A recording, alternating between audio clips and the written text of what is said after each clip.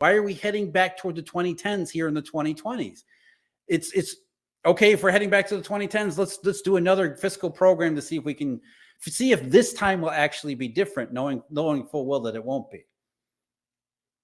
Yeah, I think economic growth doesn't disappear; it just moves to other parts of the world.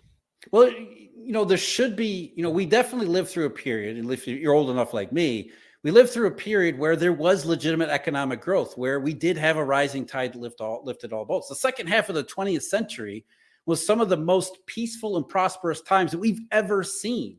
And not just in one place or another, especially when you get into the 1980s and 1990s, what was called the Great Moderation, the Eurodollar heyday.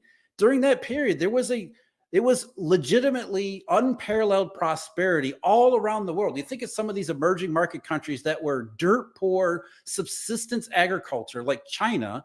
Suddenly they go from that, the great leap forward and famines and Maoism. By the middle 2000s, China is a major industrial power, a rapid transformation. And that's not the only one. That's just the biggest example. So there was a period where growth through globalization did work. And yes, there's always a downside to it. I guess I tell people all the time, I grew up in the Rust Belt.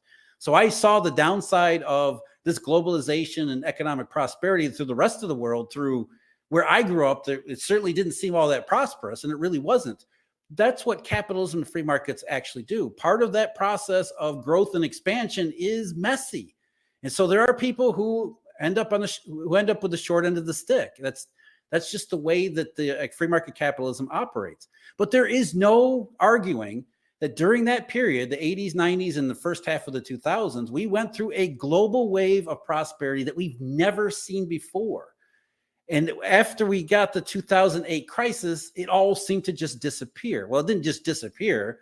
It was the Eurodollar system that broke down.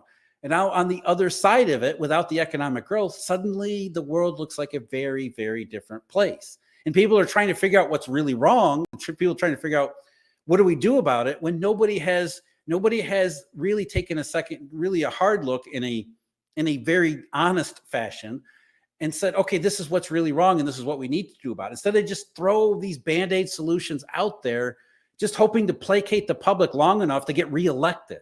And then there's no real political desire to fix the problem, because why would, most of these politicians that are running for office are running for office because of how everything is wrong.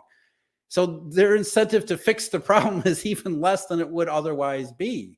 And so we're left with this sort of, we're locked into this malaise where it doesn't seem like there's any way out of it, because nobody really knows what's going on. Nobody's looking at the real solutions, nor are they really talking about what should be done. It's just complete and utter insanity. It's just do the same thing over and over and over again, regardless of the outcome.